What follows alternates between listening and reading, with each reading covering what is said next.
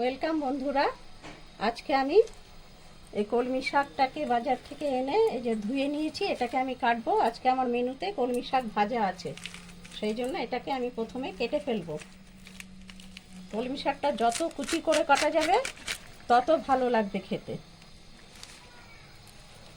এটা আমি একটু হাফ করে নিচ্ছি।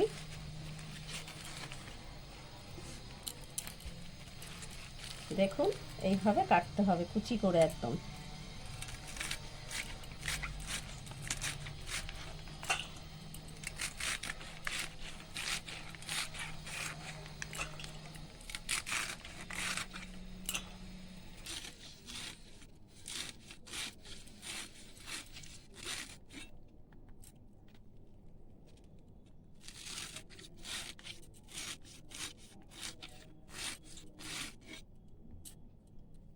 আমার শাক কুচি করে কাটাটা কমপ্লিট হয়ে গেছে। এবার এতে আমি শেষের দিকে দেব বাদাম ভেজে নিয়েছি, নারকেল কোচানো আছে, শুকনো নারকেল, আর কাঁচা লঙ্কা কেটে নিয়েছি।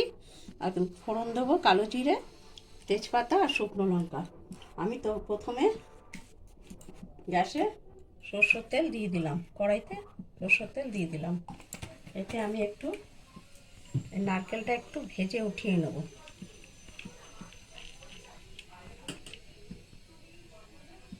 একটু গরম হোক, ঠিক আছে। একটু নারকেলটা একটু ভেজে নিচ্ছে,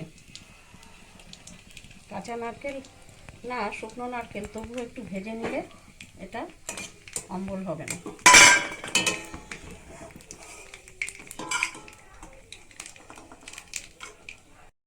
আমি একটা তেজপাতা ফোড়ন দিয়ে নিলাম, একটু শুকনো লঙ্কা ফোড়ন দিয়ে নিলাম,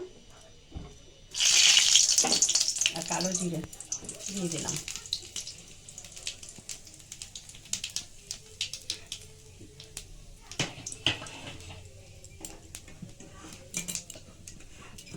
ফোড়নটা আমার হয়ে গেছে। এবার আমি এতে শাকটাকে দিয়ে দেবো।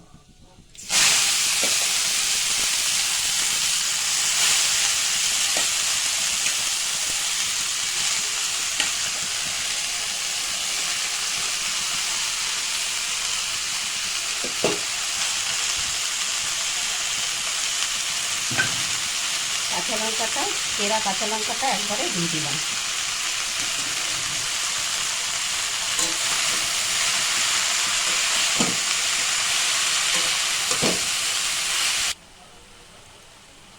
একটু স্বাদ মতন নুন দিলাম,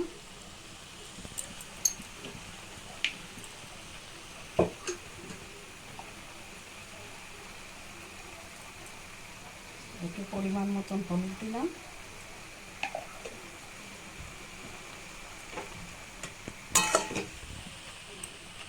এবার নুন দিয়েছি তো, এবার শাকটা আস্তে আস্তে নরম হতে থাকবে।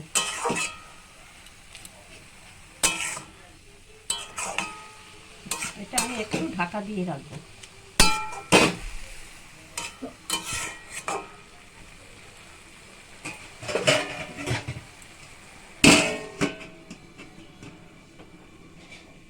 পাঁচ সাত মিনিট ঢাকা দেওয়া থাকলে শাকটা সেদ্ধ হয়ে যাবে।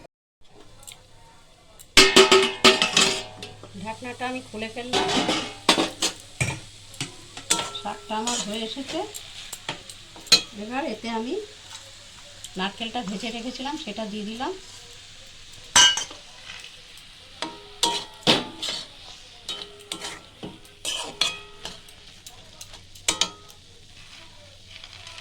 বাদামটা ভেজে রেখেছিলাম, বাদামটা দিয়ে দিলাম।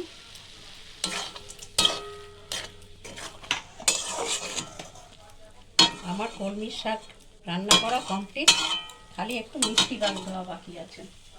একটু মিষ্টি দিতে হবে, মিষ্টিটা একটু বেশি পরিমাণে দিলেন। শাক তো খেতে খুব সুন্দর লাগে। হয়ে গেছে, এবার নিভিয়ে দিলাম গ্যাস। নিরামিষ কলমির শাক ভাজা আপনারা এইভাবে করে খেয়ে দেখতে পারেন। ভিডিওটি যদি ভালো লাগে লাইক করবেন, শেয়ার করবেন এবং চ্যানেলটিকে সাবস্ক্রাইব করে দেবেন। ধন্যবাদ।